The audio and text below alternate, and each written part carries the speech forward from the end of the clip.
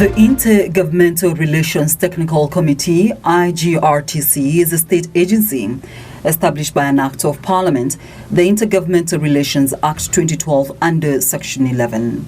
Though our functions are under Section 12, we have other functions under Section 8 as the Secretariat of the Summit. We are also tasked with functions of establishing sector forums under Section 13. We are also tasked with a responsibility to undertake intergovernmental disputes within the two levels by Section 30 to 34 of intergovernmental relations. This committee, as mentioned, deals with aspects and items within the summit, within the Council of Governors and other intergovernmental structures. The intergovernmental structures help to cultivate, maintain effective intergovernmental relations between the two levels of government as well as among other stakeholders. When we got the new constitution in 2010, we moved into a system of devolved governance when we created the 47 county governments in addition to the national government. Makers of that constitution were aware of one fact, that by establishing two levels of government, for that system of governance to work well, it was important there is harmonious relationships between the national government and the county government, and also between the county governments, because they are neighbors. As a secretariat, IGRTC is established to facilitate and coordinate the activities of Summit. IGRTC has been able to host 13 sessions of the National and County Coordinating Summit, where key decisions have been reached. During the COVID-19, we hosted 5 virtual summits, which brought about the resolutions of how the two levels of government would work together in trying to curb the spread of COVID-19 as a pandemic. And I would say this was one of the greatest success stories of the National and County Coordinating Summit, along with the Secretariat and other key players. William Samoei Ruto. In his inaugural speech, President William Ruto directed functions that were still under the national government and are supposed to be devolved to the counties be moved to the counties.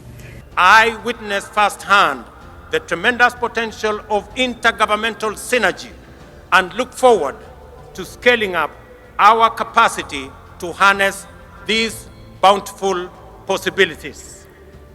Because of this realization, I have no hesitation in accelerating the transfer of outstanding functions to counties together with the attendant resources. For the last few weeks, we have been able to go through the Constitution and see what has been devolved in the county governments and what the devolved functions are. And we also looked at what has been devolved but has actually not been devolved. And we also looked at the functions that have been devolved, but the funding had not followed that. During the 9th National and County Coordinating Summit held in February 2023 in Naivasha, the Council of Governors welcomed meeting to work collaboratively to ensure prosperity in the counties and that they remain the engines that fuel socio-economic growth. It was not lost to them the challenges that still face devolution 10 years on. We shall strengthen the intergovernmental sector working groups and ensure that all strategic issues are canvassed at that level, that the people of Kenya who voted for us into office are looking to see if we will deliver on the promises we made. A decade now since we actualized devolution as spelled out in the Constitution of Kenya. Indeed, looking back, we can point to how the two levels of government can relate better, work better, find better solutions to local and national challenges, and truly deliver better services and better governance to our people. And that, I believe, is the reason for the devolved system of governance. while assuring county bosses of his government support in realizing their mandate to the people of Kenya. President William Ruto also urged the county bosses to ensure they optimize revenue collection to increase shareable revenue for both levels of government to aid service delivery in the country. We must, all of us, work together towards raising revenues in our country. Raising revenue using the national government structures, raising revenue using the county structures. The president also pledged to work collaboratively with the counties to explore and develop mechanisms to improve the capacity of devolved units to generate its own revenue. We also pledge to collaboratively explore and develop mechanisms to improve the capacity of devolved units to generate own income, thereby mitigating the vulnerability arising from the reliance of transfer from the national government. Further, we have undertaken to ensure that the transfer of revenue is timely, predictable, and fully complied with by law. In the last 10 years of devolution, and with the county governments having received a total of 2.9 trillion shillings of equitable share, Kenyans have witnessed various achievements of devolution as implemented by the county governments. When you go to the various counties and you compare what used to be pre-devolution and presently what is happening in the counties, you feel proud to be a Kenyan. When we started the devolution journey, it was very interesting that for the first time, I think, in the world, that a country moved from a centralized system to a devolved system overnight. We call it the bang. We devolved our systems in a bang. Health systems have expanded a lot.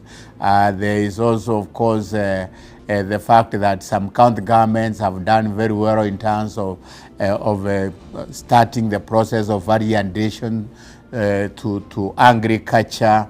There is definitely the sense in which resources have percolated to the ground level. We have made strides in the areas of functional implementation. We have 14 functions that were allocated to county governments by the Constitution, and they are even doing much more than the allocated functions. We have the aspect of agriculture, health, roads, water, environment. We have a lot that is happening.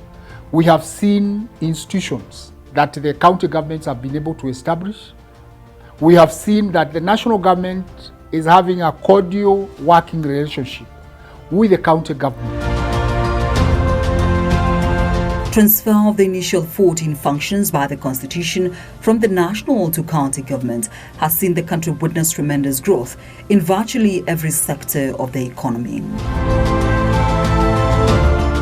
Raymond Kinyua, CEC member, Lands, Mining, Housing, Physical Planning and Urban Development in Embu County, says the exercise to ensure full transfer of all functions to devolved units is critical in ensuring service delivery to the people of Kenya is fully realized.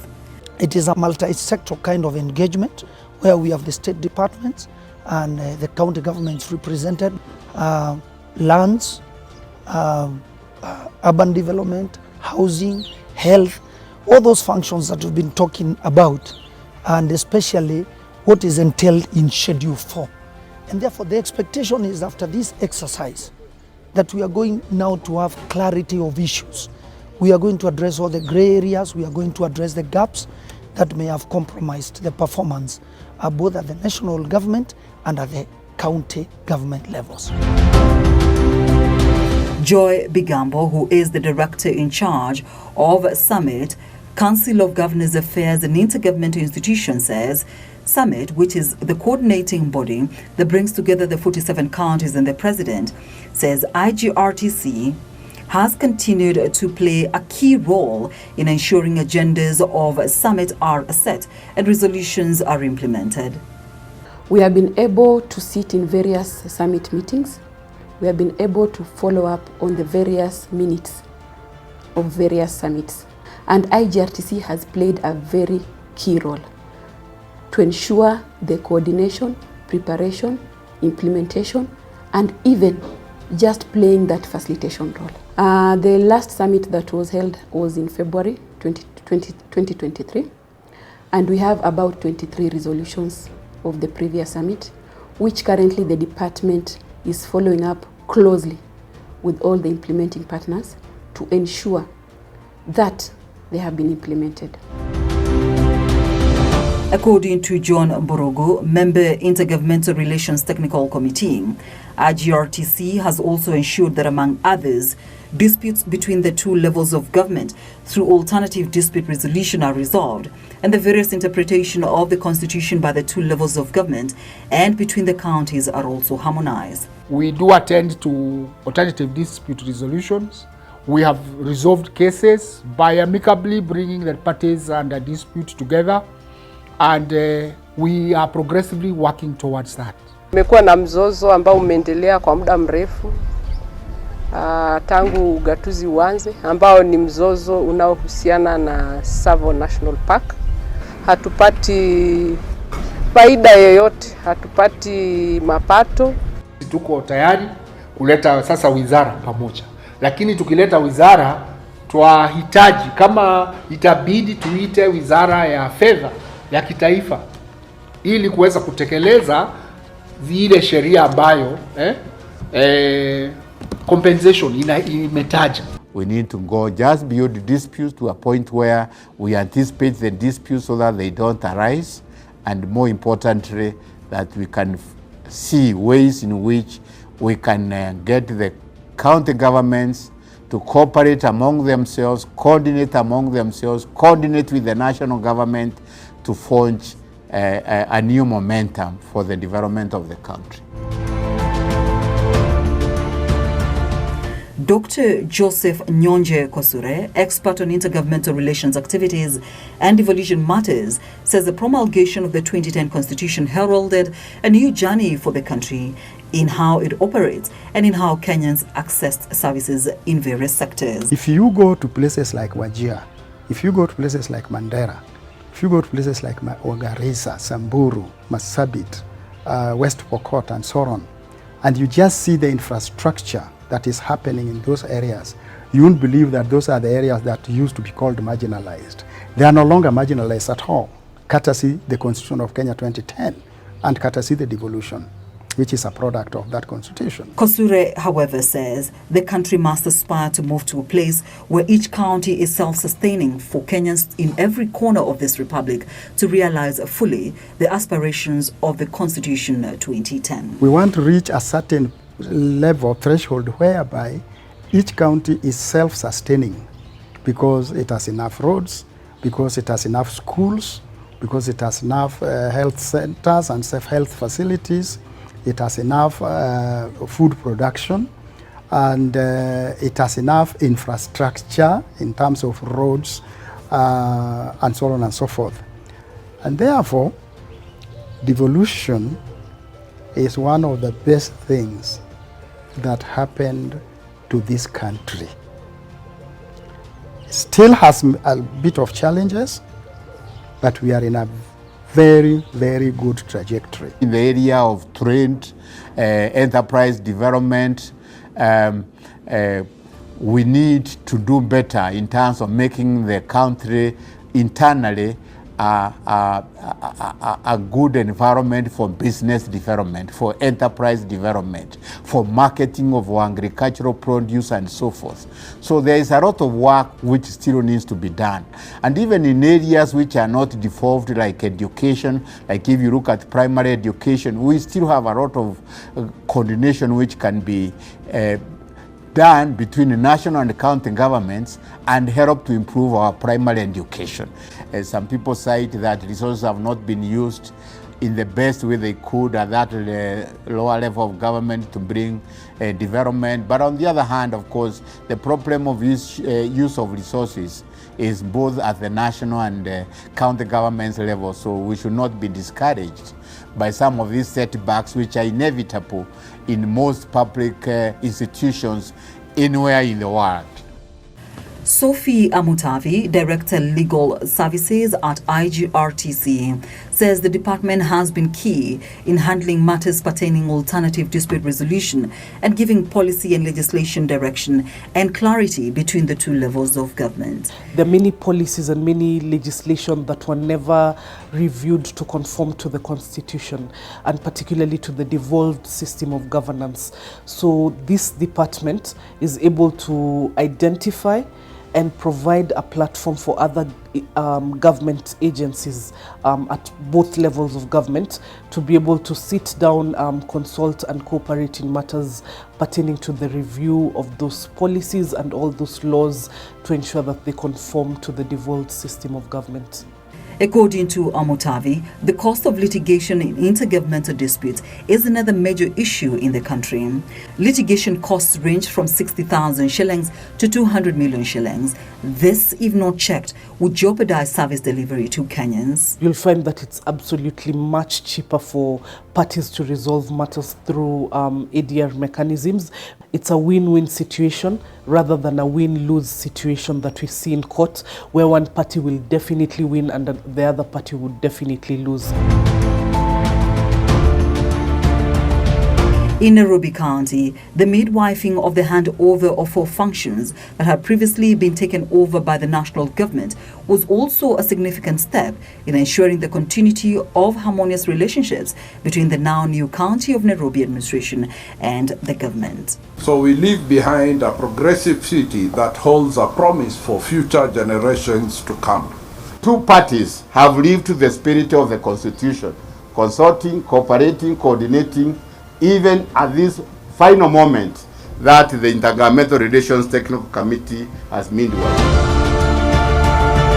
Continuous capacity building and interaction between the two levels of government, according to Victor Odanga, Director Programs at IGRTC, is key in ensuring ambiguities that may exist are addressed and also ensure there is an understanding of each county's respective responsibilities. We have been trying to review all the existing legal instruments that have previously transferred functions to both levels of government, or most importantly to the county governments.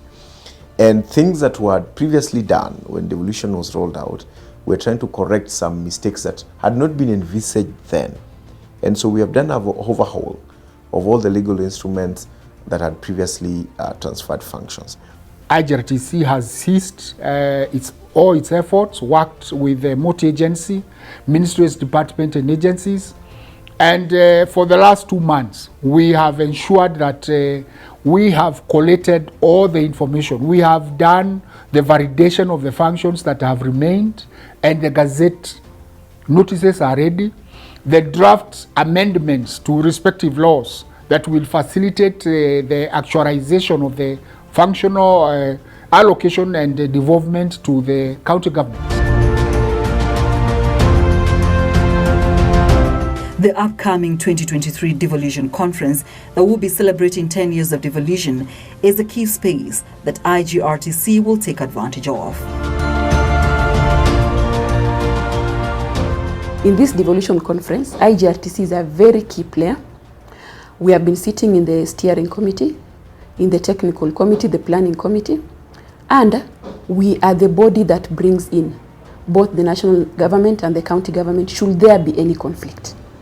So our work stands out because we are keen to ensure that devolution works. I am aware that the Intergovernmental Relations Technical Committee is undertaking necessary procedures to facilitate transition without interruption of service provision. And as Kenyans mark 10 years of devolution, IGRTC is calling for deliberate action by all stakeholders to ensure the promise of devolution is realized, with Kenyans being urged to be vigilant in protecting the gains made thus far. Intergovernmental relations is the glue that brings the two levels of government together. IGRTC has been the biggest player within the devolution space. IGRTC can say we are proud for what we have been able to achieve.